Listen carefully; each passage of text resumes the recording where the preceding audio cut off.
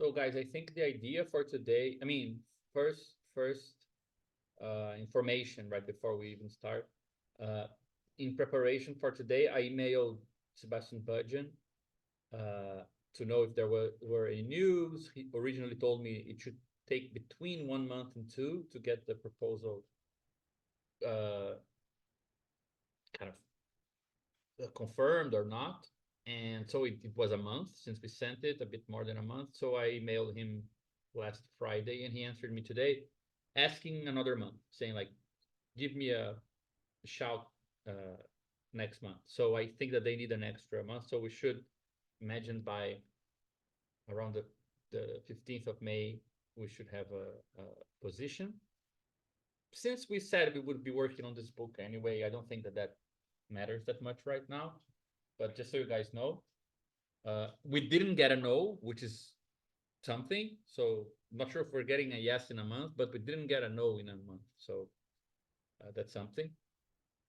And then the idea for this meeting and next meeting was to work on, like, to define collectively what will be in the book, so that once we have the collective decisions, we can split the writing and the revision amongst everyone, and people will have a clear sense of what they would be working on. And I think that we could divide the two meetings like this. Let me just share the screen.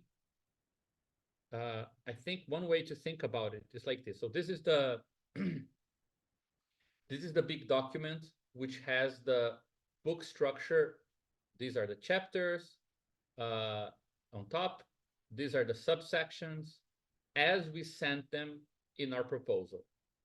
Uh, I thought we could divide this in the following way. We could use one meeting to do something that is kind of like this, horizontal, going through what is the structure we want, generally speaking.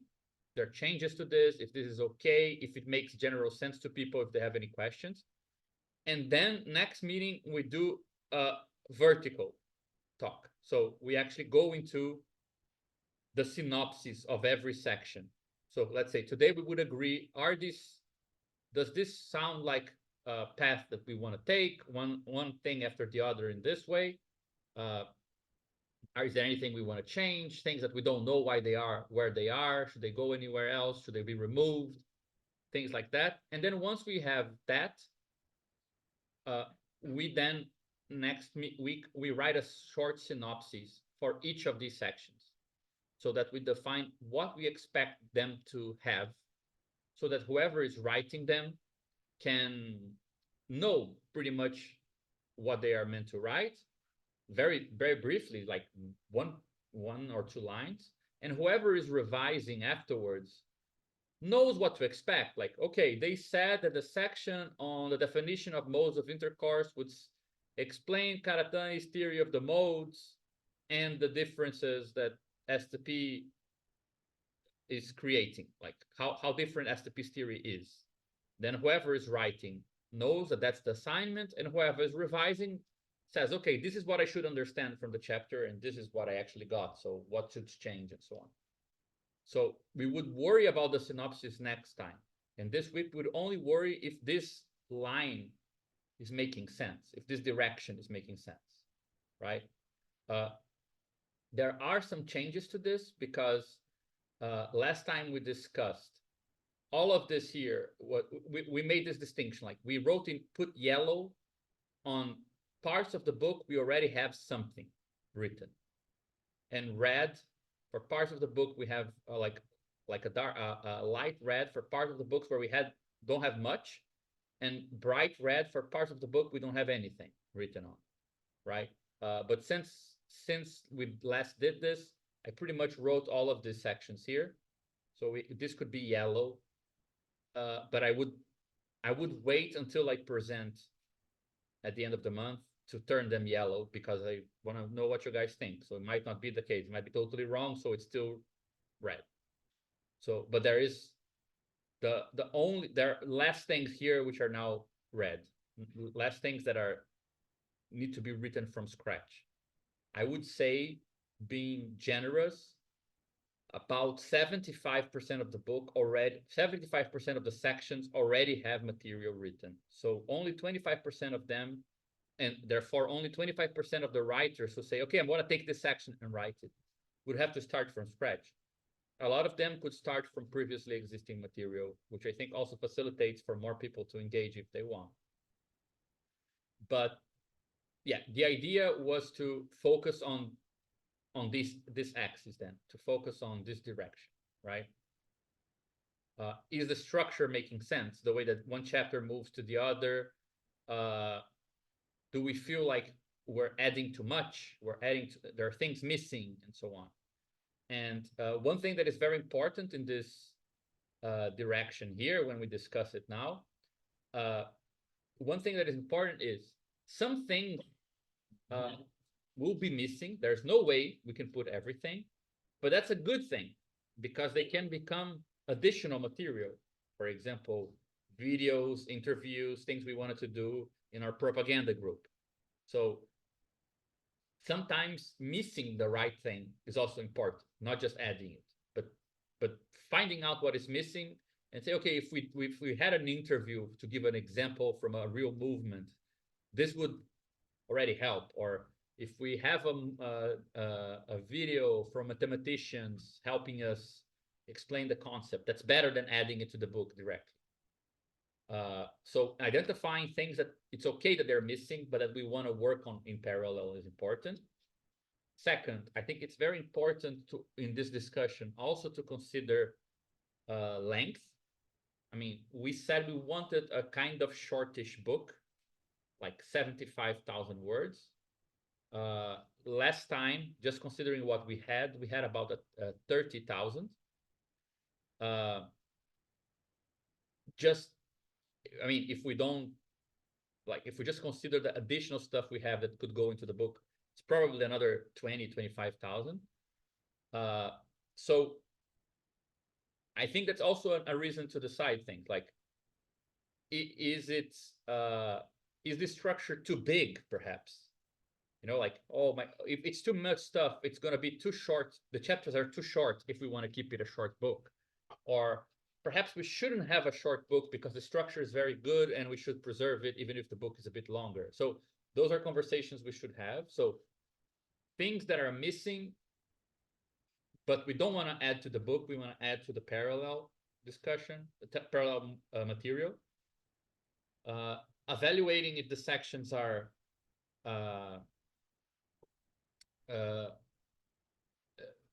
like pushing the size of the book, if we want less or more sections based on that as well. And third, which I think is the more important and is the thing that we should try to focus on, and actually it allows this meeting to be also a kind of summary of STP's work, because I think that, you know, if you want, you can imagine the book project, the way that we're doing it, a bit like this. Imagine that, as I said, today this is the arrow, right? This direction. And we have all the chapters here, the sections, right? We need to guarantee when we discuss them and what they are, that they kind of relate to each other, right? So this section covers this material, and this will connect with the other one. So whoever reads this is already preparing the grounds to understand this, right? And then this adds on top of that, and so on and so forth. So it's like this a bit. You should have new material, but build on the previous. And when we do this arrow next time, we go into the sections, what we want to do is define exactly the limits of each of these things to make sure that they do connect, right? That, okay, this goes from here to here. So like the synopsis should help us see these boundaries. In this chapter, you need to claim this one thing and claim this other thing. And if you claim this first thesis and the second thesis were covered, because in the second section, it will cover, 3 and 4, and so on and so forth. So I think that that's very important. And just to conclude, I think that if you read the style of the material we already have, there are two types of style. that we need to that we've been doing like recently, not considering the atlas, which is very kind of all over the place. If you look at both the the working through political organization text and the draft for the theory of social worlds, they have this accumulative style. So what's the idea of an accumulative style? Is the idea that every section is laying the basis for something which will be developed in the next one. So no section needs to present everything from zero. You never are writing a section saying, okay, the theory of blah, blah, blah is, and I'm going to explain everything. You're going to say something like, okay, remember that we saw this, remember that we saw that. Well, if we now consider this other thing, we can get this nice idea. So it's kind of building on what came before. So it's kind of stepwise, right? Why is that important? Because we're walking a very thin line here. And if we start justifying things based on other authors, based on what a commentator of Marx said, we open a door where then people will say, why are you not commenting on this other guy as well, or this other scholar, or this other thinker, this militant, and so on. And then the book needs to be very big because we're dealing with a lot of topics.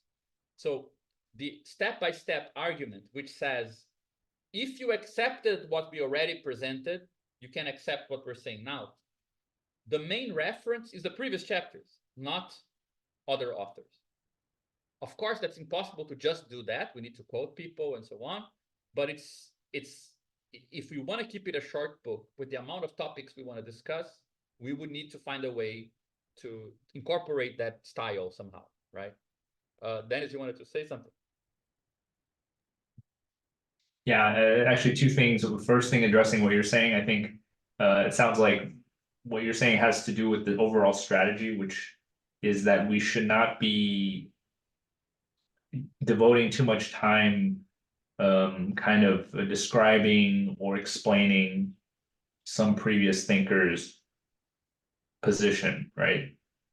Like it would not be appropriate at any point in the book to say like, okay, now we're going to go into like Badiou's theory or something like that, explaining what Badiou means here or there, or like talking about the history of a particular work that was outside of STP. And if that's the case, I agree with that. And but I want to make sure everyone's on the same page. And then the other thing I wanted to mention is in the two-prong, so we're going horizontal today, but then vertical tomorrow. In the horizontal today meeting, I think it would be good to define the goals of every section. So exactly like you said, in the synopsis, we should say like we need to accomplish A and B, you know, like thesis A, thesis B, and then move on to the next. So at least, so for the next time, we already know what are the goals for each section. So I don't know if goals and synopsis are the same thing from what you're saying, but I was thinking they were slightly different. Goals are like the high level, what you should accomplish, and the synopsis is more like how you will accomplish that. Yeah, well, I just think that if we commit to writing that down, we won't go over everything today. Like what I thought we would do, let me know if you guys think it's a good idea, because I do think it could be unproductive depending. So I'm not sure about it. But what I thought of doing is like anticipating. So whoever feels comfortable, here I can help. I think other people would be John, everyone should be up for it. But we already provide a synopsis, not based on what we actually are going to put in the book, but just what is kind of out there. So for example, let's say we start doing this, we would do something like, okay, chapter 1. So peripherization, vulgarization. Okay, these are the 6 theses that we presented in the working through paper. Peripherization means something like this. Vulgarization follows in this way. So we actually account for it. We talk about, let's say, an informal synopsis, because we need to know here amongst us if we all feel like it makes sense. Do these things really follow from each other? Are they clear?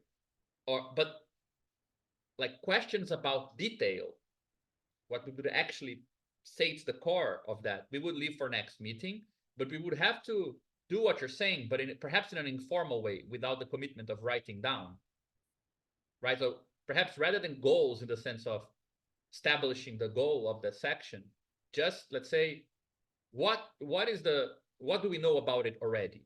And does it justify it being in the book where it is, you know? So it's similar to what you're saying, but I just worry that since we have to go through all of them and focus our debate on, are they enchained? Do we need this enchainment? We should restrain ourselves to talk about them only insofar as they help us with that issue, rather than vertically, you know? Yeah, I just think I agree. We definitely need to all be on the same page about what every section is saying. But I just wonder if there's not a danger that by the end we won't have the accumulative feeling that you're talking about, where each section is building on the previous, because all we've said is this is what peripherization means, this is what vulgarization means, this is what political saturation means, but that doesn't necessarily say one builds on the other, right? So at some point we have to address how the sections and chapters refer back to the previous ones. No, but that's my point. I think we should focus on that exact aspect, but rather than write it down, just talk about it informally. Okay, yeah. Because just mentioning that is enough for us to see if, okay, this follows from that. It should be just after it. Or no, this is a new topic, has no connection to that. It doesn't need to go here, right? I think that there are some places where this will be particularly clear. And that would make some sections which are not clear, perhaps removable. Well, they're not enchained with what came before. It's a totally new topic. So why is it there? Why couldn't we add it later? Or do we know how to present that discussion based on the previous or not? Right? So I mainly agree with you. I'm just saying that I think that the only thing I disagree is that I don't think we should write anything down. I think that we should be evaluating if these things follow from each other and if we can present them in ways that connect them, you know? So that we can come out with a structure, with this horizontal structure, more or less approved.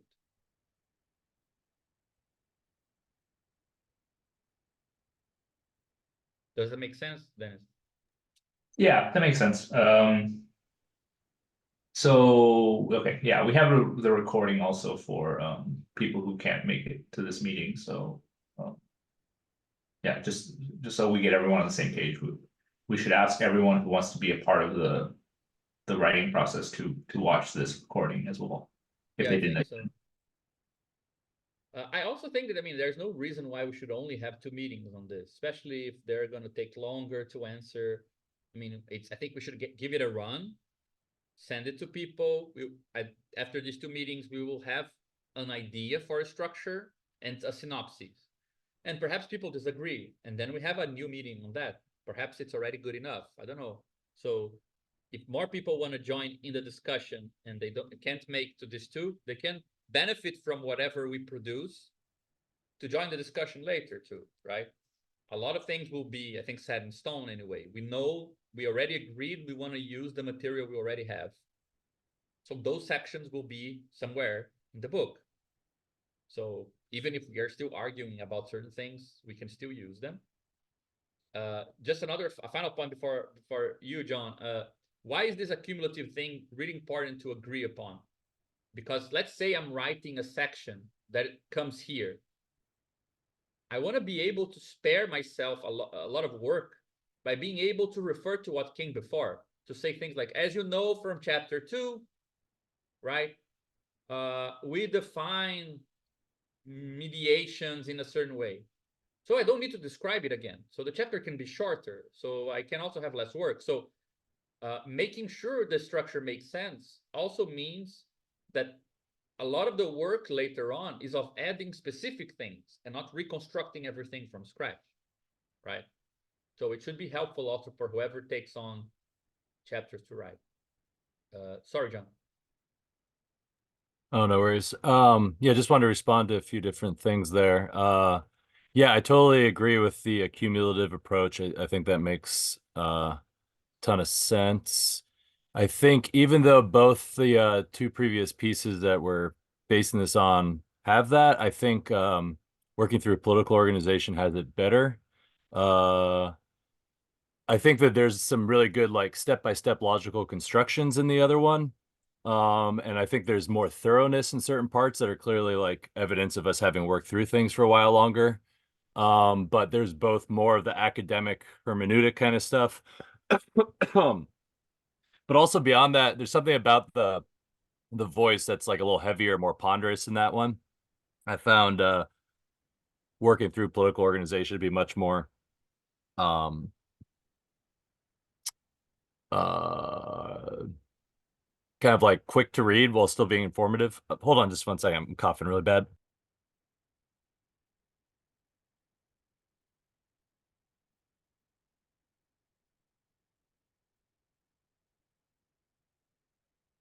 All right, sorry about that. Second thing is I think we can also leverage, like all the fun stuff of footnotes and endnotes because we have commented quite a bit on thinkers and we can just point to a lot of that other work. So I think we can like essentially show that we've been engaged in that conversation without making that a part of this text that you have to read.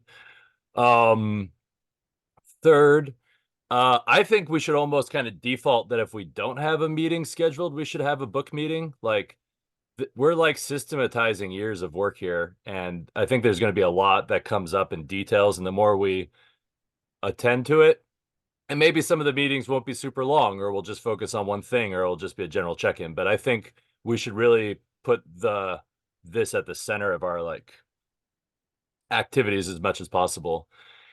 And then the only issue I have is just kind of what would that be, like collating or organizing? Like I don't think you can start with the current starting point if we're being accumulative. I would say that should be in like part 6 after the capitalist space is explained, because then you'd be able to explain the 6 theses if we're doing it like a truly accumulative kind of like axiomatic approach, is because we can't really account for those theses, I don't think, without having built up the infrastructure.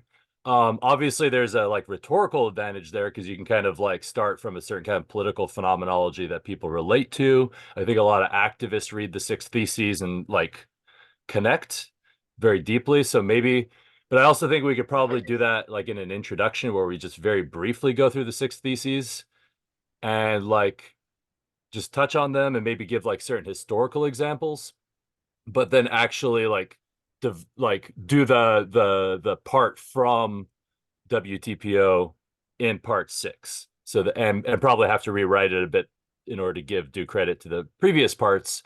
But that way, like we get to the whole like the the intellectual like accomplishment, and also like I think like aesthetic experience for the reader of like these things unfolding from this like construction that has been built up. And I think that'll leave the overall experience of the book for most people we're targeting as audience on both ends of like academic and activists. I think that'll leave them with a much better understanding and satisfaction with the text,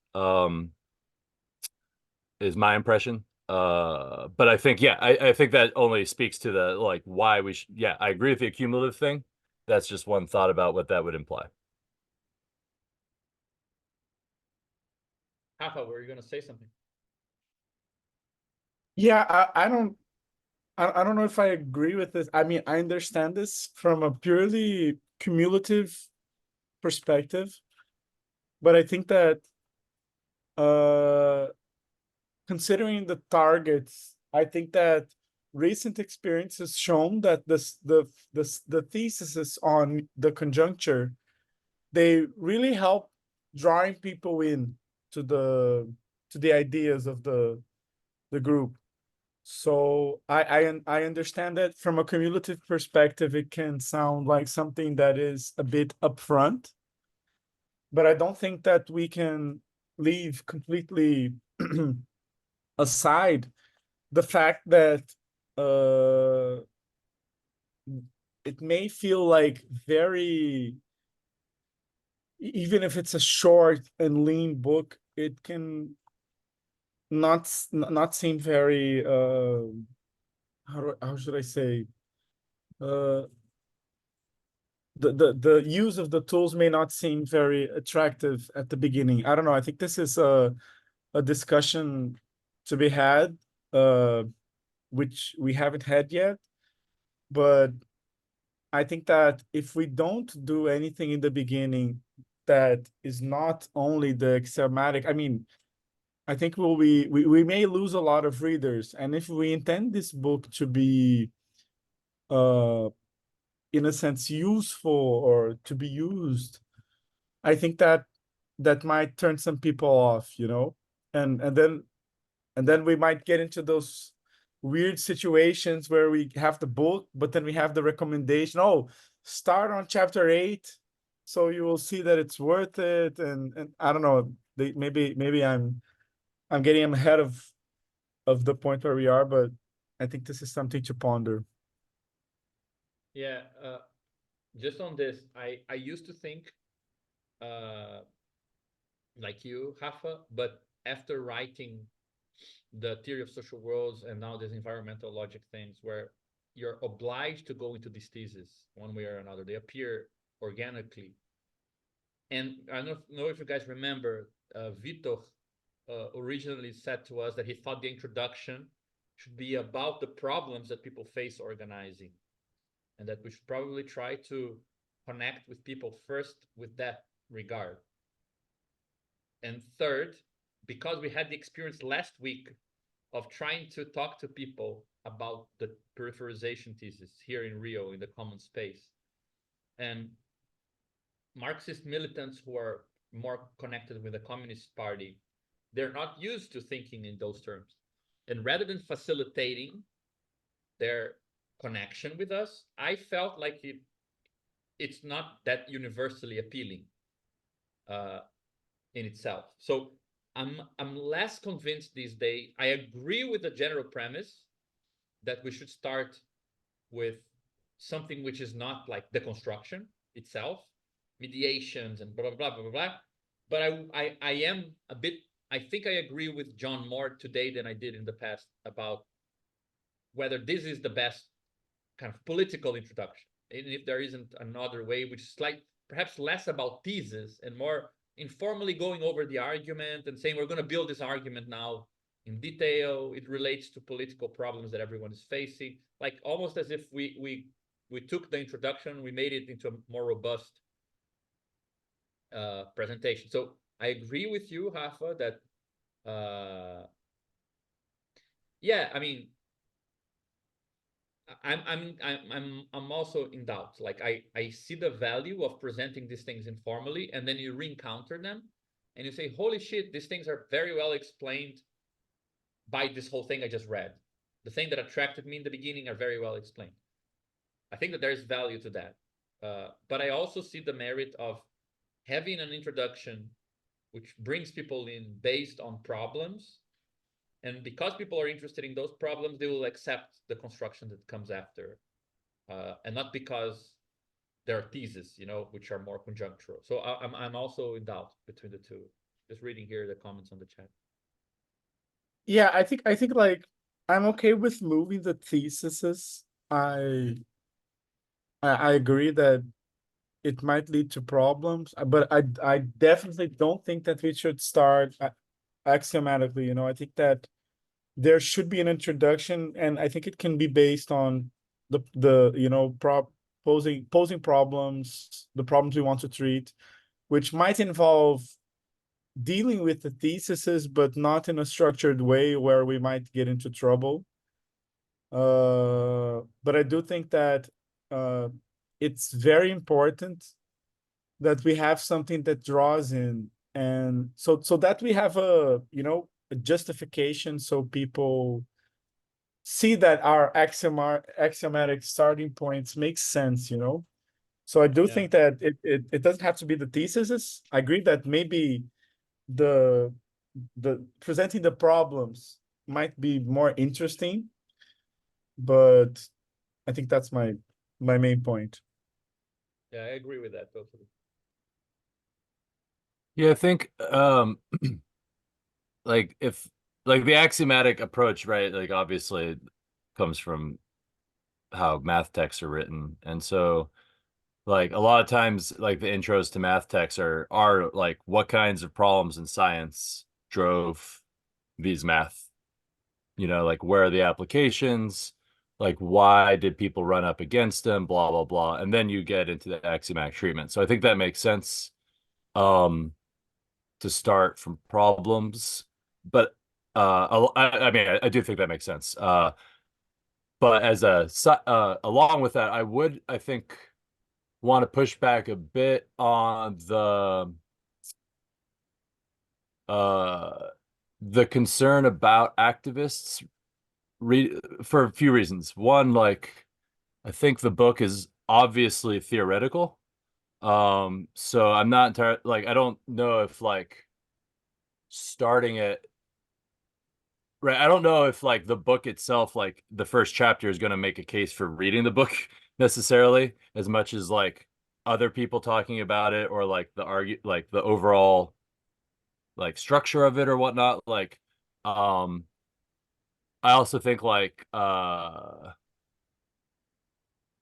think a lot of people generally are aware that there's a huge disjunction between how we organize and like the state of like what science and technology does.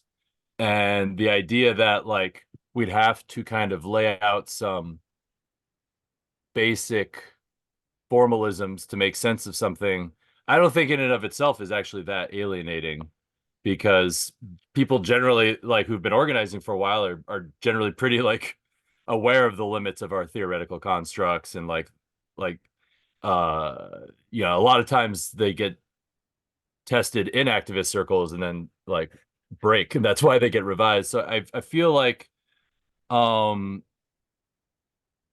uh yeah, I think one thing that we should discuss is kind of like how we actually foresee people kind of coming to this book in the first place. Because I do think even if it gets published by Verso, I wouldn't necessarily, I'm not necessarily convinced it'll like end up in people's hands for the same reasons most Verso books do. Um, and I think given the weird kind of like word of mouth kind of rhizome trajectory of this group and the way it's kind of going, I do wonder like if I do think maybe we should consider just kind of really leaning into our approach. That even if it kind of like seems alienating, that might be the thing that ends up enticing people, because so many books do start out from like, this is the problem, this is where we failed to get to, this is blah blah blah. And obviously you got to do that a certain amount. I just don't think beyond like an introduction as opposed to a full chapter, we necessarily need that. We can generally point to things that people are already talking about or aware of. And we can, I think it's also nice sometimes to like be given a text that doesn't put too much between you and the actual meat of it, and there's a lot to cover in here. So maybe kind of treating it as like a very kind of like, uh I don't know what the right word is, not quite manual, but like documentation, something very kind of like point by point. So sorry, I'm not quite sure how to articulate that last bit, but I think the gist of it is there. Yeah, I'm just thinking here what Fatima said. And actually, look, let me try something. Like, I think that these are two introductions I could see as being very organic. One is the one that we already have, which I actually think it's pretty organic if you take it in one direction, but it might require too much explanation. This is what the 6 theses here sound like as a mini story, right? That motivates the book. They're saying, uh, you know, today in many contexts in what we call the global south, third world, whatever, there is the thesis, there is this development, this new idea that the conditions of capitalism in the periphery is actually expanding towards the center. This is what we can expect for the future of all capitalist societies, which is a break from development politics towards the inverse process of de-development. New forms of capitalist accumulation no longer develop, like welfare states and so on and so forth. One consequence of this is that the public space gets destroyed, which means that parts of the social space have a harder time communicating. There's a lot of noise. This leads political tools of the past to be inapplicable to the present because the reality has changed. You cannot use them in the same way. This leads the left to fight amongst each other, and because it's the only thing that they can criticize, because they still understand, and they criticize the anachronicity of other left parts. Under these conditions, we believe we need to accept that the left has multiple forms, and that the organizational problem, the problem of how to compose these different parts, becomes a new problem for the left. So we need a theory of this.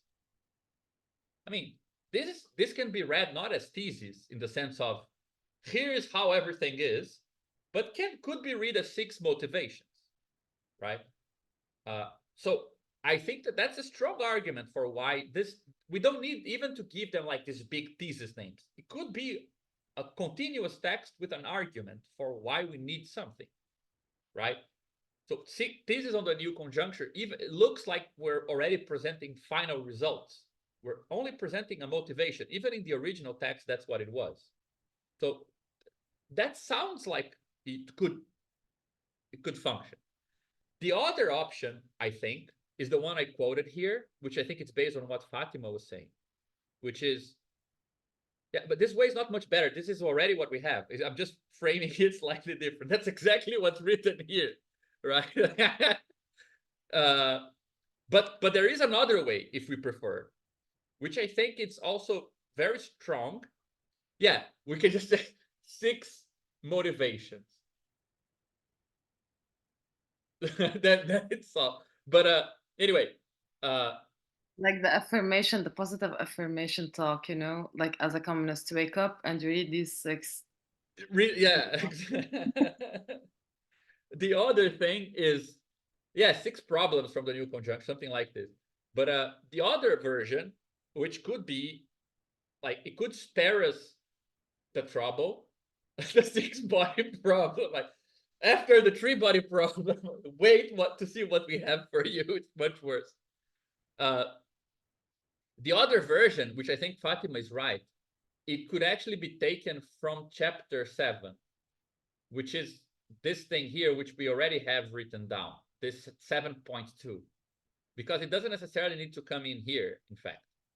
What is that? Is the argument we made in the Atlas, which is just a reading, an interpretation of what communism means in the Communist Manifesto.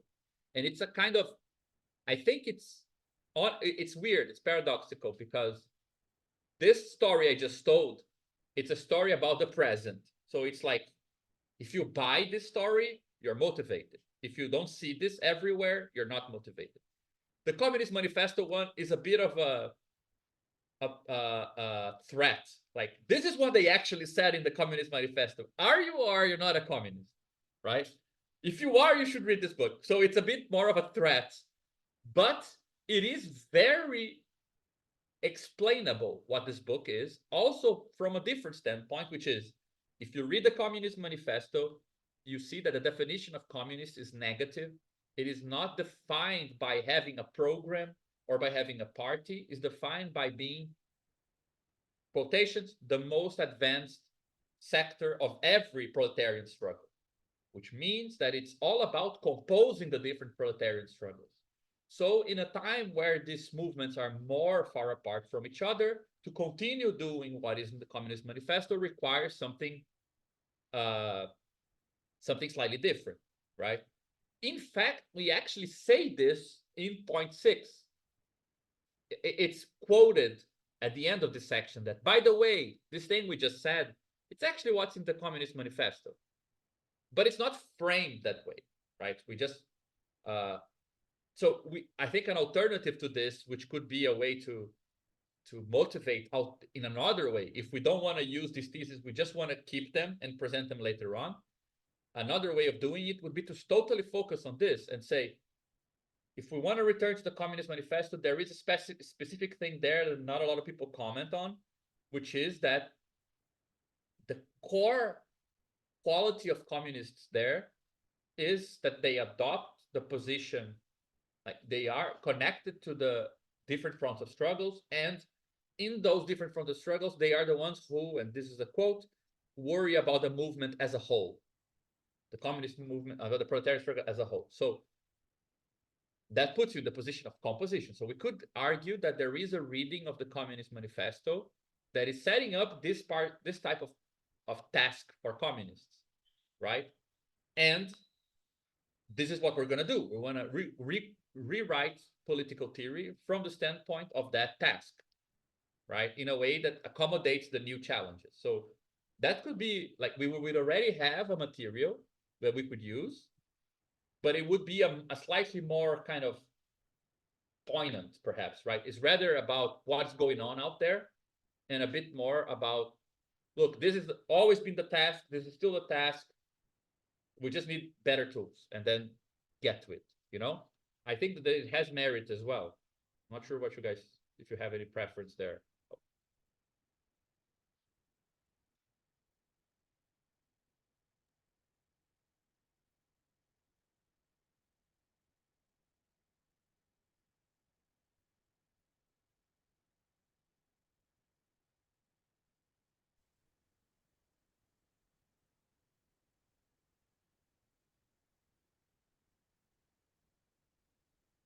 I put this in the chat, but I think we could kind of combine it, because, you know, kind of like in the first option, it is kind of like, do you see this or don't you? But then the second option is like the perspective from which you're seeing that. Now, obviously, you can relate to those theses and not fully adopt the communist standpoint, but I do think, like, obviously, these appear clearly to us from that perspective. And we could kind of describe them more like as qualifiers of the phenomena that activists are facing, and then come back to them as like theses or as characteristics of our time that our theory can account for. But that way we can kind of like frame the motivating problems and frame the perspective that we are endorsing from the very beginning, and then kind of come back around, because we'll be able to both like explain the theses in terms of the theory of social worlds, and then also account for the position of org in terms of all of that by the time we get to the end of the book. So we kind of like set up all the things we'll arrive to, but from the perspective of like the militant themselves, as opposed to the big structure we get to at the end. Mm-hmm. There's also an advantage now that you're saying it's clearer. Also, I think what Fatima said also justifies this. I mean, if we do put this argument somewhere in the beginning, it makes the title of the book clearer earlier. If the title is the communist standpoint, I mean, I guess talking about it in the first chapter would be a good idea. So there's also that advantage, I think. Yeah, but I guess we don't need to. You're right. We can return to the thesis later, and have them introduced more as a story that concludes with the communist standpoint, perhaps. You know, like, because it's, imagine, like, rather than the organizational standpoint here, you talk about all of this and then you arrive at the Communist Manifesto and says, see it. So you need a communist standpoint. So it could be like a way of doing it, and we could perhaps not divide them so neatly here and just have a more continuous text, because, I mean, just to recall, if you read them in the actual text, they don't even take a page, most of them. Like, the whole section here, what we call chapter 1, if you read in the actual paper we wrote, it's 1, 2, 3, 4, 5, 6,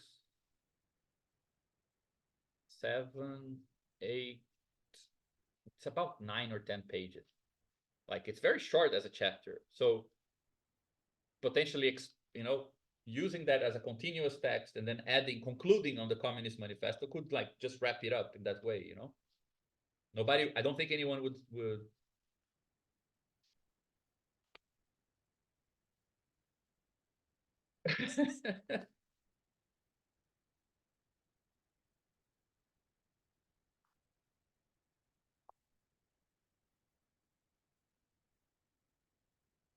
Yeah, it's true. If it's in the title, I don't think people will be. I mean, you're not going to convince anyone to become a communist because they were agreeing with the book. They just didn't know what it was called, and then it's communism. Okay, so it's nice. They didn't know that. It would be cool though. It would be nice though.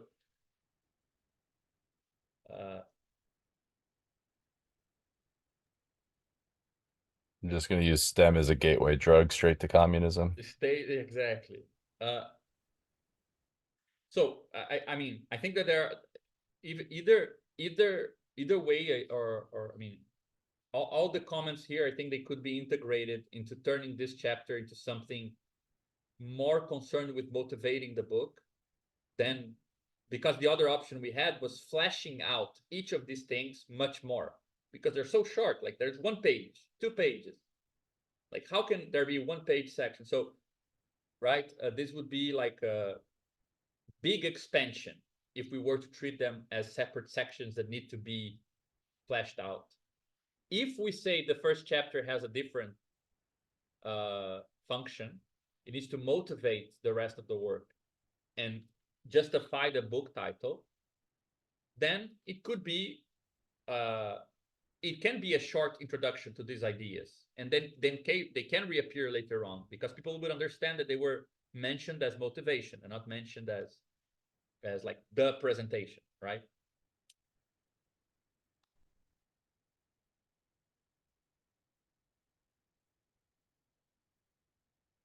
Again, I don't know, Rafael, what do you think it would be the difficulty? Because again, they are already written.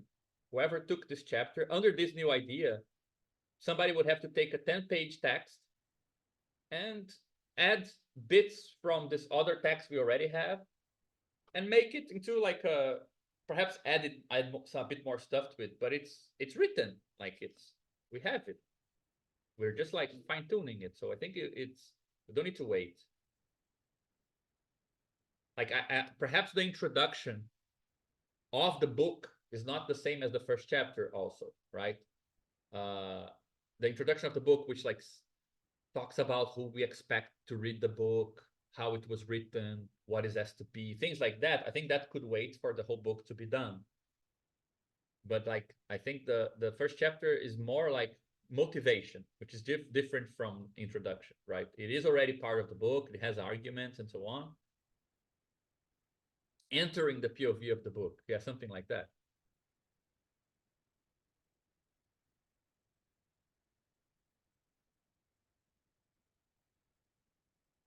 I don't think it would be a bad idea to consider using some of our navigation metaphors too. So I think that that's kind of what connects like the 6 theses to the standpoint in a lot of ways, is like these are tools for navigating in a world that is fragmented and etc. Mm-hmm.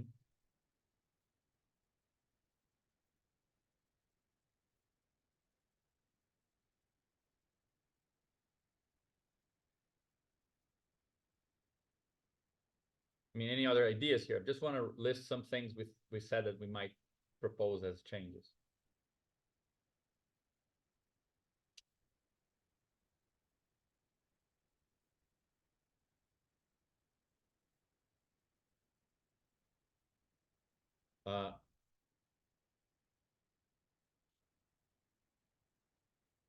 I think that so if we were to continue, right, that means that there is a bigger cut here than between the other chapters, because this chapter on this side is more of a motivation for research and a justification for the research, and here it starts the construction, right? But the book will be divided in sections in which there are several chapters, right? Yeah, generally, yes. I'm just wondering that if we do that with these sections, they will look like we are introducing concepts. And if we're just like giving a more general motivation, perhaps we could just bind them all together into one thing, because it's like we're mentioning rather than slowly constructing, right? So I don't know. I mean, I'm up for ideas, but we're just a way of making it clearer to people that the actual construction of what this means actually appears. Fucking hell, actually appears here. Right, we define what a periphery is in chapter 5 only. So What if we do the thing where we name the first chapter chapter 0? So chapter 1 is actually where the construction begins. You're so cool, John. Yeah, exactly. We will win with the hipsters too.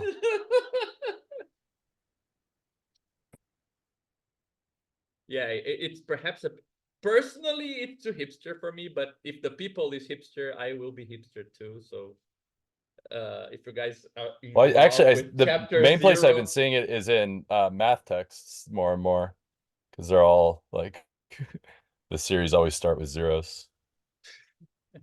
But yeah, it's one of the things. It's like so nerdy. It might appear hipster yeah, in I think it error. makes us sound like the invisible committee or whatever. Yeah, if we could not.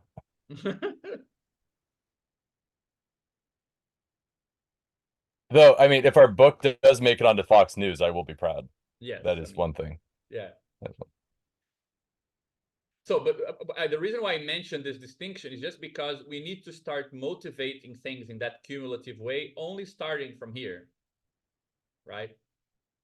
And I think that this is, I mean, I think that this title and this idea is very good still. Like, you know, it could be from the communist standpoint to the point of view of organizations rather than organizational point of view. I don't know, but regardless, I think that this uh, enchainment here is more or less clear, though this idea is less connected, I think, than others. Now we have a place to add, like we have a moment in the text where we can construct this. It's actually going to be part of my next presentation. So I wonder if this is for me the only part in this construction. These two, no, this is the main one. This is the one that is less clear than the others, if they should belong. Because this thing here is claiming. So how do we start? We start by admitting that we can see things from the standpoint of organizations that we cannot see from individual standpoints, right? And we create a little triangle with the individual, the world. Why am I not using that? And the mediation to talk about that, right? So I think that's there. And then we say, well, but what are these arrows? You can think of these arrows as, you know, individuals are constrained by mediations, but they also act on the mediations. The same is valid for our relations with the world in general, that type of thing. Then here we introduce, well, we can use this to distinguish between politics and just social life, because mediations that are part of social reality, they just confirm what we already know, whereas mediations that are political, they don't confirm what we already know. They go through a different path, right? Something's weird here. So my impression is that political ecology is not clearly part of this story. Like, I have a bit of a doubt about how obvious is the passage from this distinction to political ecology as a concept.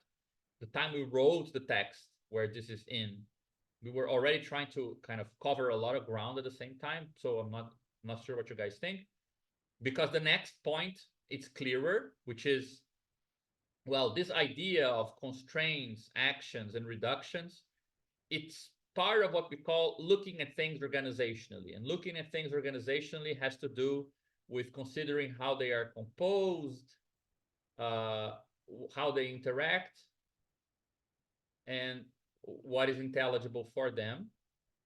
Intelligible, anyway, whatever that means. And then this is a section that we don't have, but that is something Alain was working on, which is the idea of what is the difference between seeing the world socially,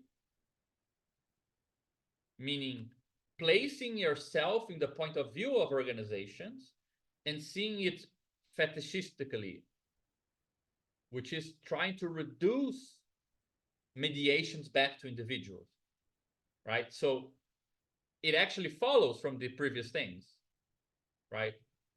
That if this is a way of seeing things organizationally, thinking about how different organizations are points of view, when you don't accept this and you try to only have the point of view of individuals, that's how you reduce social reality back to a fetishistic account, because you can no longer explain anything and you have like ideological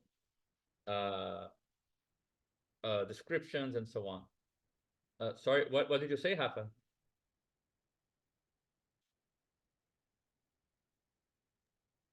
In the chat. Mm-hmm. Yeah, I was just saying that I think that one of the, I mean, I think the first division that you put was important because I think like if we're talking about like what is the consolidated idea that we want people to take, I think the first thrust, and I think this is a very hard thrust to do because most people are very attached to how they use certain terms, is the thrust to differentiate what a political and a social mediation are, you know? Mm-hmm. So I think like if we look at the blocks, not only as chapters, but like what do we want people to get out of each block, you know? Like what do we want them to have learned and to aggregate? And I think this is like the first bulk, you know? Bulk, what is it? I was thinking of the term that Badiou uses for the mathematical bulks of being an event. So I think that we can also look at the, you know, like what are we attempting for each group of sub chapters, which may be in the same chapter, you know, you may have different steps in the same chapter, but I think we have to get a clear view and I think that like getting people to understand the difference between social and political mediation is something that we can't risk them not understanding because it's like fundamental. And I think identifying at each step is also important for this. Yeah, you know, Yeah, also, I sorry, yeah, actually want to follow up on that because I had a similar thought when I was looking at the political ecology question. I think it would be like once we get into like especially those first four sections, but I'm thinking particularly in terms of the three sections of social worlds, if we kind of like touch on the political that kind of emerges at each one, like we can kind of talk about what mode D or org or something like that in chapter 3 is. I was thinking we could potentially do political ecology as something that emerges that's disjoint from the social ecology in chapter 4. And then we can kind of talk about I'm not exactly sure what that would look like in chapter 5, but that way we could kind of, because I agree, Raphael, it'd be good if at each of these levels we're kind of showing how the political like emerges out of the social, so we're not kind of stuck at the very end having to do all the work of that. And I think it won't be as compelling if we're not constantly kind of like showing that this construction is based upon uh the non-totalization of the social.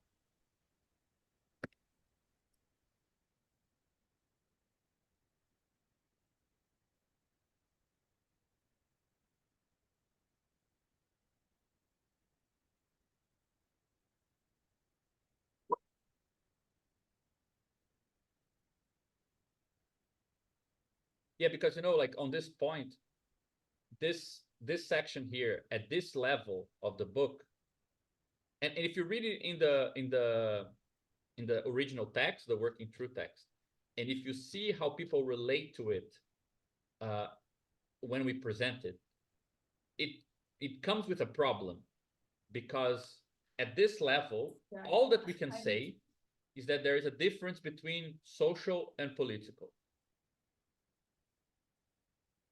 But it makes it sound at this point that reactionary politics is not politics, because as if only emancipatory politics creates new perspectives and everything else is social. So in a certain way, because that's not the complete theory, it's just the introduction. Like what we actually want to say here, and actually is what we actually say in the chapter, is this idea of equivalent paths, like going up towards the mediation, is the same as going down to the world. And when it's not the same, that's meaningful. That's all we're saying at this point. It's like a negative definition. We're not going to talk about things that are not confirming, not commuting, right? We're not going to talk about political mediations yet, but be on the lookout because you can use this later on, right? So I think that it's not on this chapter to explain what we call politics, reactionary politics, conservative politics. It's not on this chapter to introduce like the big diagram, you know, with, oh, but then political mediations, they require something on top here that connects to this, and then you get like that complex thing that makes everyone sad. It's just to like justify that you should like there's good reason to accept that organizations form points of view.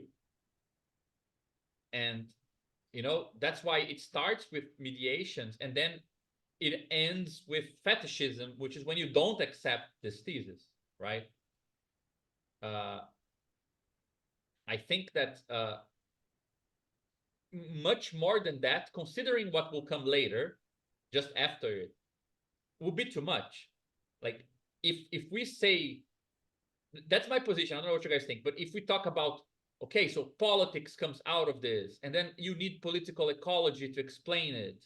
Even organizational Trinitarianism at this point, like what is the purpose of introducing composition, interaction, intelligibility here, perhaps? Like we won't use it for 3 chapters. We won't mention it, right? So I wonder, like, if this chapter shouldn't be deflated a bit to spend more time kind of just saying this is compatible with a vision of politics. Yeah, exactly, a negative definition, right? Politics is not commutative with the social. Being part of a political organization is not the same as being part of a social organization, but we're worried about introducing the social world, because that's where we're going to go after this, right? A theory of social worlds, the first chapter, the next chapter. So I feel like what my impression, I'm not sure what you guys think, but I would put into question these 2 sections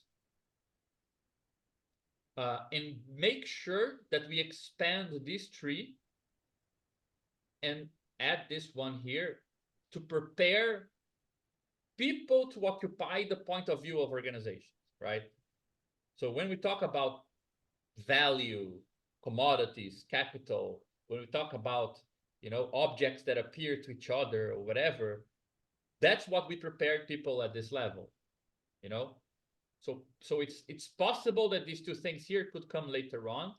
And I'm kind of saying this with some conviction because I think I managed to find the cumulative derivation of this recently. Like the presentation on environmental logic, the place where I am right now is that I think we can explain what this Trinitarianism means without having to bring it ex nihilo, because it's what's supposed to be. We can actually explain why it is the way it is and what ecologies are and its limits, because Rodrigo Nunes introduces it as if it's like this huge, amazing thing, but it's not. So there are limits to this idea as well. So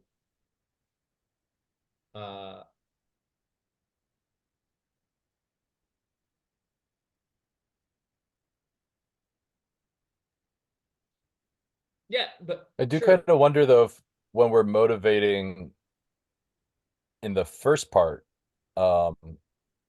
from, you know, kind of the reading of the Communist Manifesto, if we shouldn't touch on organizational Trinitarianism there. Here. Yeah. And again, we could kind of like with the theses, we don't necessarily like if you're going to kind of deduce it from the structure, we don't need to go far into it. But I do think even when we were talking about the manifesto, we could talk about, you know, the compositionality and the kind of role and reducing things down in a useful way, or, you know, we could kind of, or making intelligible and useful ways, or blah blah blah. Like there's ways I think we could kind of thread that in there, again, to kind of motivate it without necessarily kind of doing what we do in WTPO, where we do just kind of present it as like a full theoretical construction out of nowhere. But I think it'd be good to at least introduce the vocabulary of composition, interaction, intelligibility, so we can kind of like use it throughout the text without necessarily having to give a full accounting for how we'll use it as organizational Trinitarianism until what is that, in an environment, then the second part Yeah, I mean, of social worlds? yeah, because the just to explain what I mean is that the problem that we had with this idea of organizational Trinitarianism is that what it is in terms of concepts right now, it's like an arbitrary proposal. We should look at things this way, right? But what motivates that? And for now, it's an interpretation of a mathematical fact that in topos theory, spaces, orders, and logic are deeply connected, and we are interpreting them with this idea, right? But it's only recently in the second presentation of environmental logic that we were able to produce something that takes exactly that form, because we're saying that when you turn objects into systems and environments, you only get these three things: how systems are composed, the arrows through which they interact with the environment, and what is intelligible in the environment, right? So we can actually output that definition rather than introduce it. And I think that it is something to think about, the fact that if you look at the other chapters, they don't use it. None of these ideas here, until this section appears, none of them actually use this concept of organizational Trinitarianism. We only start using it at this point here, when we talk about politics and so on. Before that, that's not it's not organically woven into any of the concepts we're presenting anyway. So even if we do motivate it, and I just added to a motivation, I added here what you said, I think there's something to say about that fact in itself, you know? The fact that it's not, it's still a bit arbitrary when we talk about it. When I present our work to people, it's always like a additional thing I need to say. By the way, we also say this. We also say that there's this Trinitarianism. Whereas I think we're on the verge of being able to say why you need to think that way, otherwise things don't work. But I agree. No, we could mention it. No, I agree with that. That makes a lot of sense. I think, yeah, you know, easier said than done. I don't know what this would look like writing wise, but I think the thing that I find compelling about them is like their like phenomenological use, I guess you could say. Like they help to like kind of classify the way things like appear politically in a really useful way. And I don't know, that's something I'll think about. Like that might be where a good place for me to put energy is in like the introduction part. Because I think that I find it more compelling, less is like as opposed to like the monster and the theory of social modes, which I feel very like I do find very compelling, as like this has like solid basis. I find the Trinitarianism mostly compelling because it's like been so useful in just like day-to-day ways of thinking about how to approach questions. And so maybe if we try to like capture that sense, I don't know what that looks like, but that'll be something I'll start thinking about. But I got to duck out now, y'all, but this is super exciting. And I will just throw out in terms of volunteering, I'm happy to really want to think about chapter 1, and in general, I'm happy to help on editing. I probably won't do much writing, but editing I'm down to help on. So John, just before you go, can I just say something on this point? yeah. Go ahead. If you look at the book, like it takes 4, 5, 6, 5 chapters to get to the everyday.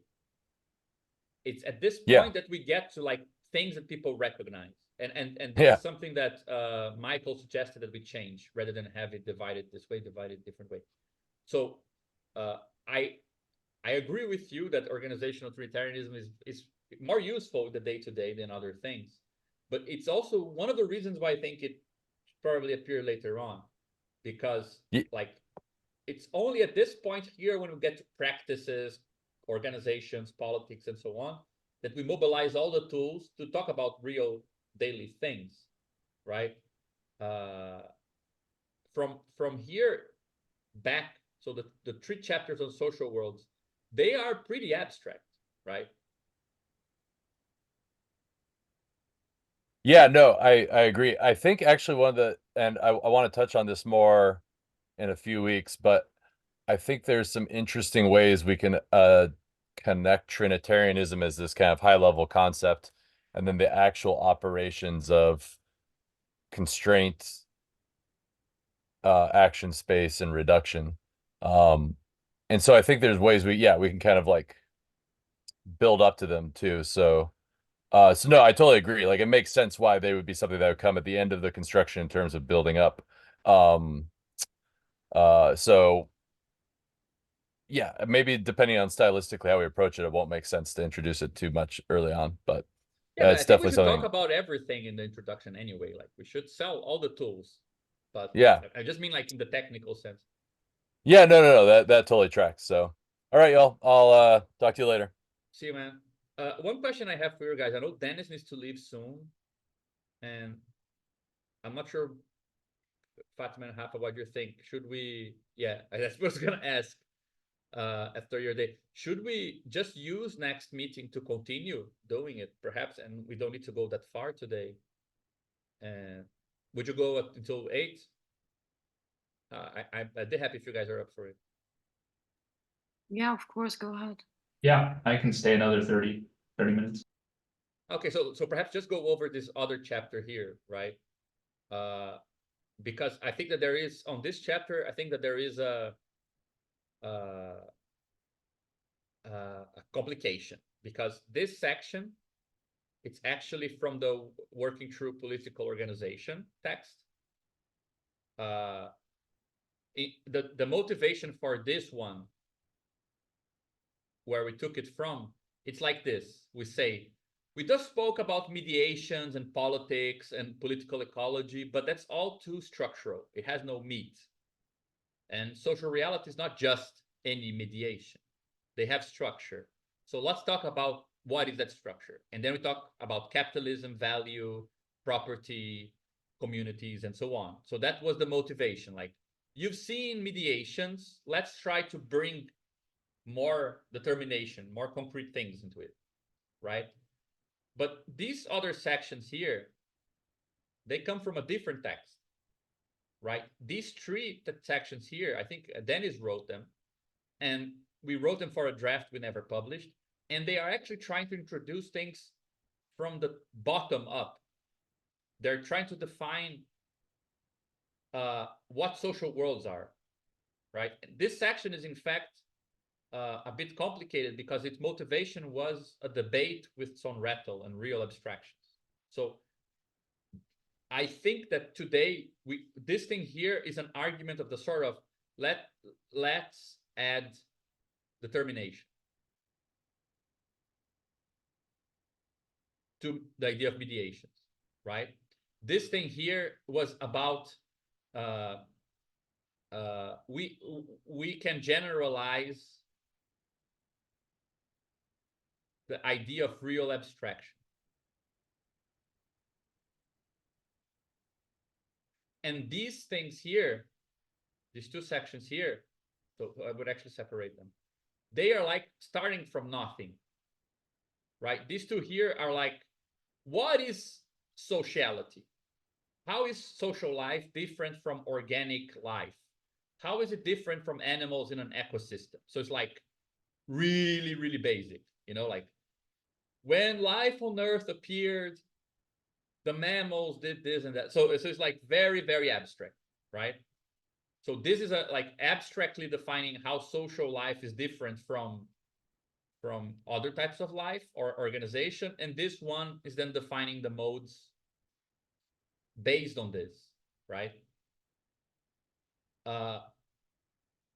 So it's actually a mixture. Like it's possible to imagine that these 4 sections here would be substituted for something new that would mix the text of them, but wouldn't really correspond to any of them. Like it's very possible to imagine that. There is also a candidate for that because it's been a year now. Like the first time I tried this was at AUB, in fact, in Beirut, when I tried to present that idea of, well, there is something we call logical context, then it's expanded into a regional coherence, and then you have like the consequences for global coherence, and how do you do this? This is what we call like logic, blah, blah, blah, blah, blah, which was an attempt to be like very informally introducing logics of worlds stuff, right? And right now, I actually wrote down all those things. And if you read the first section of the environmental logic text that I shared, it's going through all the logics all the way to here, almost. So actually, I think it would substitute this two. It would still require this one, but I think that we have competing versions of these, you know, like if we think that these things are, so this is part of working through political text, motivates social worlds based on adding determinations to the theory of social mediation. So like we define what a mediation is, what an organization is, but in reality, they are not like anything. They are specific things. So what are the things that we know them to be? We know them to be mediations of property, mediations of value, blah, blah, blah, blah, blah, blah, right? This text here is part of a draft and argues that real atoms are a general form of real abstractions in Marxism. Again, we could use all of that, but it's an issue. And then this is slightly different, right? A more abstract definition of what a social world is in comparison to ecosystems and life. So I don't know what we should do with these sections. Like it does look to me that the issue of how do we introduce the definition of social world and so on could use this, could substitute this beginning, you know? And one thing that I would also add, I'm not sure what you guys think, I think then especially you, because I think you're the only one who read the environmental logic thing. If you think that the way that using these distinctions that I'm proposing we adopt of, you know, like naming these different logics one by one, transcendental logic, phenomenon logic, atomic logic, world logic, as steps, right? If that's useful, because if it is useful, I think that's where this should come, right? It should come somewhere here. Then we define what is a social logic. What we talk about each of them, and then we have chapters describing each of them in detail. So it should come somewhere around here if we do want to add that somewhere. Yeah, that makes sense to me. So you're saying because we're probably not going to rely on real abstraction as a concept in this book. The function of this that we wrote for the other text, it's not really useful. Plus, I think, yeah, you've expanded it with these multiple logics, although I think we need to ensure that, you know, each one of those logics is really clear, because I think it is kind of new right now, Yeah, right? And I'm we not said I'm again not sure. not to introduce too many new things, but I mean, I would say it's an expansion of what we already had, right? It's just a more Definitely. granular viewpoint of. I think that what really makes a difference here is the following. Look at the chapter. I think that the core problem of the chapter is that it's divided in this way. It has, like, until here, we're defining what a social world is, the fact it has many layers. Here we introduce that there are many layers to a social world, and it's not just one thing. And then we have like 3 very big chapters, because we need to account for what affinity, property, and value are in some detail. We need to be convincing in saying that, well, there is a sociological value, it works like the other ones in this and that way, and so on and so forth.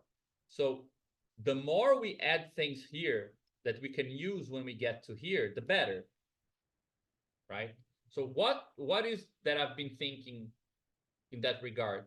I have the impression that if we can give the basic architecture of every social logic early on, if the chapter can begin with explaining this idea, well, every world needs to have like a way of telling differences apart, what counts and what doesn't, but then also a way of expanding to make sure that those differences also count in other contexts. This implies that you need to materially embed these differences into reality so that you can recover them and achieve global coherence. Like, if we say all of that, when we get to the logics, we can say, remember when we said that? So this logic does exactly that, but in this special way.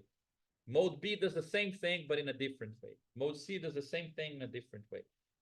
Otherwise, we need to build the whole thing from scratch in every chapter, you know? So that's what I worry a bit about. Yeah, no, I agree. I think we should replace, I do think maybe having this commentary on real abstraction as an appendix would be nice, because we probably will have questions from the reader, right? A reader who is more versed in like that type of stuff, they're gonna wonder, like, why don't you just use what's out there already? Like, how come you're not talking about real abstraction? You know, it seems like it would be a good commentary to have in somewhere in the book. So maybe in an appendix. But I agree, I think we should rewrite this to better serve the rest of the chapter. I do think the word logic, one issue that I have is we use that word a lot, and we need to I'm sorry, I'll stop. I know it's my fault. I call you know, everything a logic. stop. I mean, like we should get on the same page of what that means, because it can be confusing if let's say we introduce 4 new logics in this 3.2, then we say, oh, there's 3 more logics in 3.5, 6, and 7. Yeah. But they're actually different kinds, right? Like what we develop in 3.2 is not a full logic per se. It's like how you get to logic, and then A, B, and C will be Yeah, I think that properly. the way I'm using logic in those things, it's similar to operation, right? Like the transcendental operation, the phenomenon operation. So it could be, we can find a substitute for that. I'll change environmental operations, like rather than logics, to keep logics to, you know, those specific terms. I think that's very doable. Yeah, I think that would work better. I'll just add here Dennis's note. Dennis.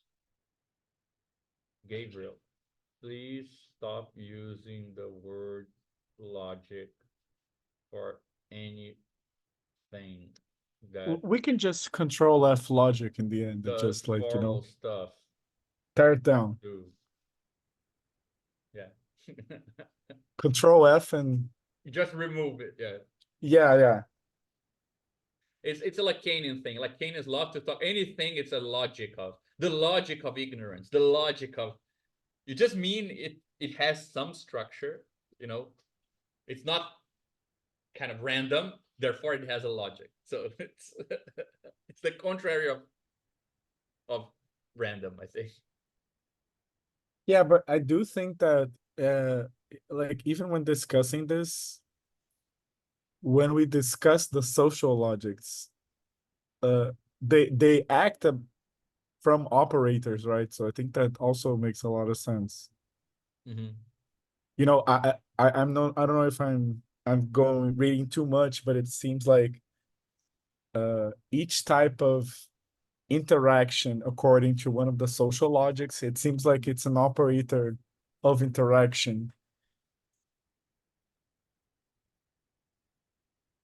But I agree. I agree that I think this is a very good point that you brought, that the first text is too ingrained, I think, in the previous project. And I do think that just like rewriting, I think that some of the examples are very good. And maybe they should work out in some sense. And I also think that we also should not ignore the opportunity of propagating something that I think was already in the primer, which is abstracting into, which is also one of the, I think, like just like the Trinitarian or organizational Trinitarian is also an operator. So I think that it's a good opportunity to derive this operator here, you know? Mm-hmm. I think so too. Yeah, I think it's very, very. If you guys want to see what I'm talking about, if you haven't, I mean, I'm just gonna sell my own thing just because I really need everyone to read this before my presentation anyway. But I shared this text, and this whole discussion here, this first page is here. So it's already a short section. It's not like a huge one, but it goes through. It's logics of worlds in 5 pages. So it's pretty much what we kind of needed this introduction, like an explanation of what a world is. This section here wouldn't even go there actually. So this wouldn't appear in the same section, but this beginning here, which is just an explanation of worlds and each logic, that's kind of what we would need, a step-by-step construction of the things that we're going to use later in the chapter, because the way it's now, that horizontal line we were talking about is not really clear. Just think of it, right? What in the definition of the modes of intercourse uses the real atoms? Not much. You know, you would have to introduce a lot of stuff inside of these 3 sections. And I'm also a bit worried about the 3 sections here, because they need to do a lot of, we need to define very carefully what we need to say about each logic, right? Because we don't have space to do like the whole primer. So mode C, and then we try to derive the whole of capital out of in one chapter. So it kind of needs to give a clear idea of what it means, show that classical ideas fit inside of that perspective, and then take some more complex ideas and show that they also fit, so people are convinced, like a small induction. Like it functions for the basic and it functions for an arbitrarily complex case, but we can't really do the whole construction, right? We can't like explain everything in detail. And I think that though John left, he's one that probably would help a lot working on this section, because we know the property logic is the one that we have the least developed. But for the sake of this thing here, I think we can discuss this next time, but I don't think we're looking into really deep description. We're looking at, you know, the basics of each of these logics, right?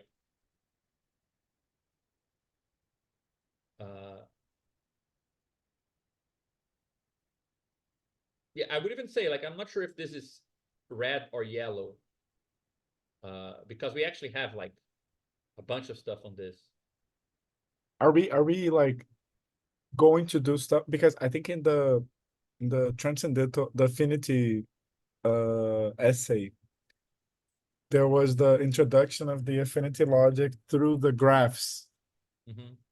Is something like that useful? Because you can also like explain all you can start differentiating the logics in a sense from that kind of example, but I don't know if it would be too long. Yeah, I have the I think that we have a problem, in fact. But now that you say this, Dennis, I really wonder what you think. Because if we change the diagram that we use here, right? The diagram for chapter 2, as it stands, is this pretty little thing, right?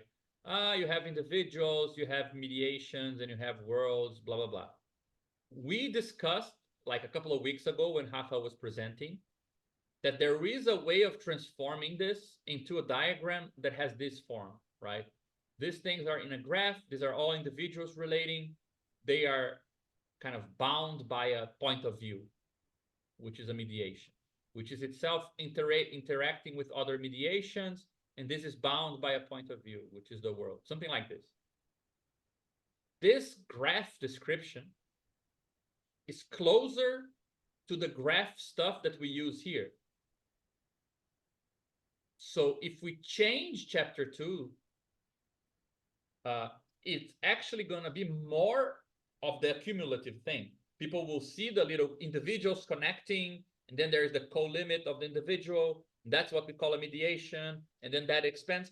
But it's something we didn't do. We never wrote about mediations using that diagram language. We only use this other one. So it is something we could try. We could say we will introduce this through a different resource, and then we can do exactly what you said, Rafa. And section, I would say here, right? Introduce partitions of graphs as basis for different logics. And then each different. And then each of these logics is exploring the different ways of partitioning things, right? Which is something we've been doing recently. If we do this, I'll just add here C note on chapter 2. If this makes sense, then we could consider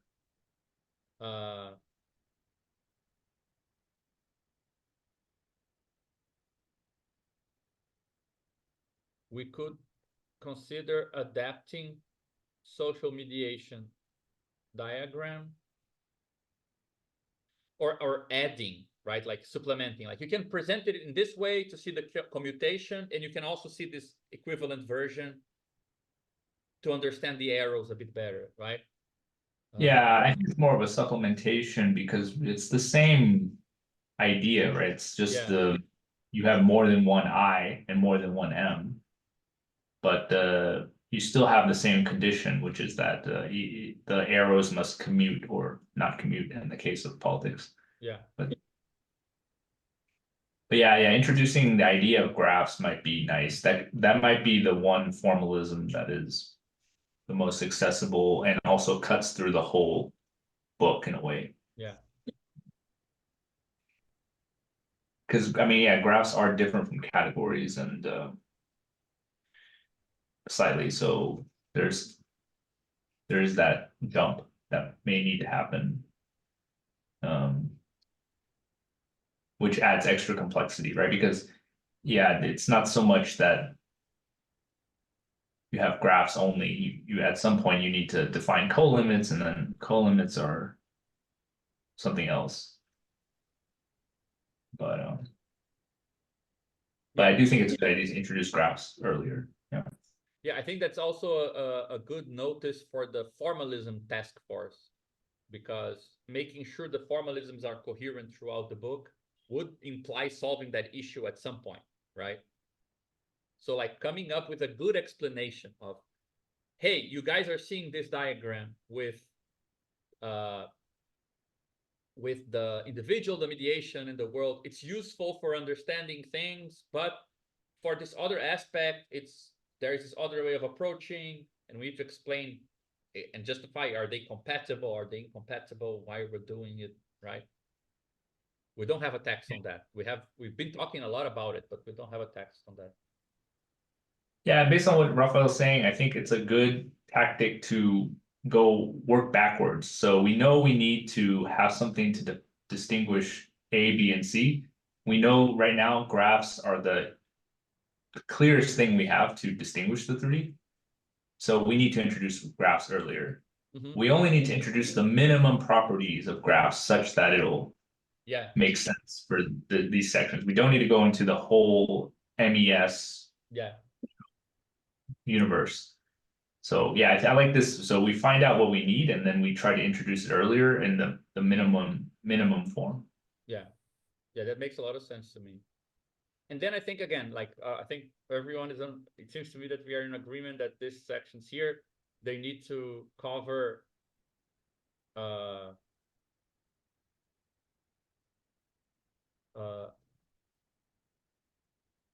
the sections on each logic need to introduce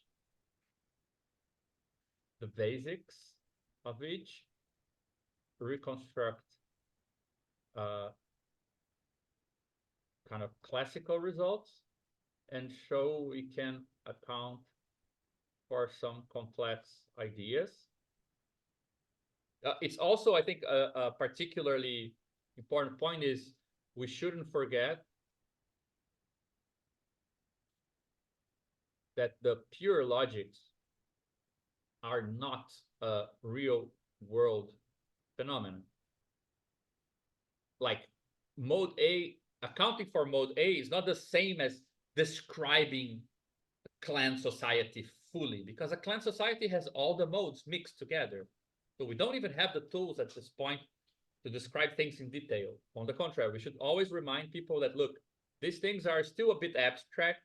It's only when they get mixed later on that you will see the things you already know, right? So it should be a bit general, and it should become clearer and clearer as you move forward.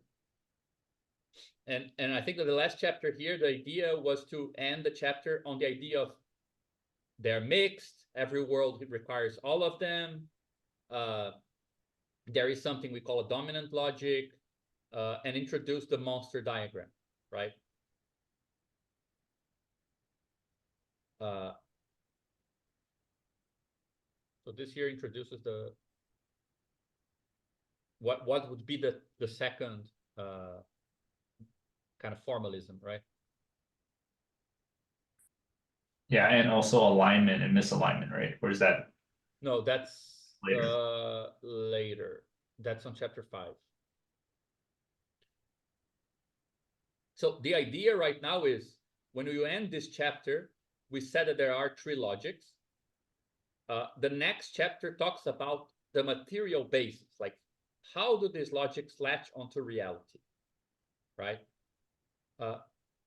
In a way, we can even use it is a hypothesis that we're going to discuss soon, because we've been trying to develop the idea that what makes a logic dominant is the fact that it dominates the material basis, not that it dominates the monster diagram, because we have this problem as well to solve, right? The diagram doesn't have a arrow that shows which logic dominates. The 3 they have the same role. So what distinguishes the dominant logic? And one idea, which is I'm not sure if it's complete, but it's a hypothesis, is that the logic that is best propagated by material reality is the dominant one. So that would lead us naturally to the next chapter, right? And then it's the theory of material basis, and then the discussion of different types of nature, the theory of environments, which is kind of separate. In fact, it's not motivated by these 3 sections. It's actually it's almost motivated by this section here, and the theory of systems and niches. All of this follows. Ideology, I'm not sure if we think it still follows directly.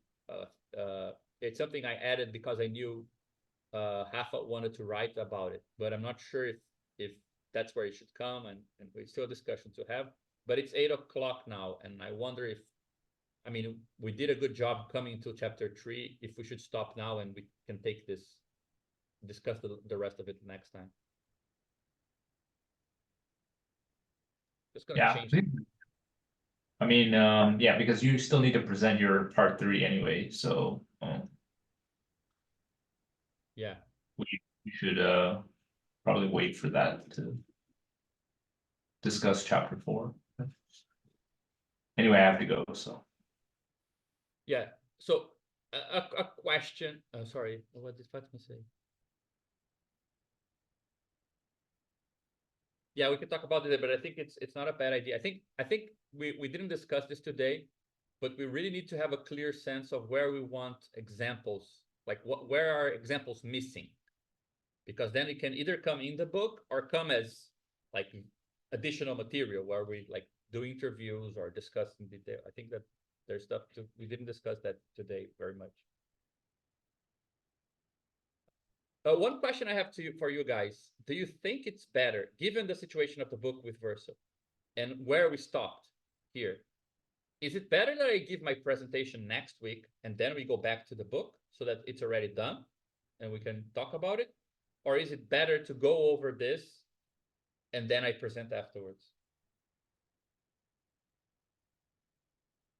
Yeah, actually, I actually thought your presentation was the next meeting, but I do think you should present first, because otherwise you're gonna, the whole meeting, you're gonna say, oh, you guys don't understand this yet, but. Yeah, sorry. Okay, yeah, you're right. Yeah, I'm gonna say that. You're very right.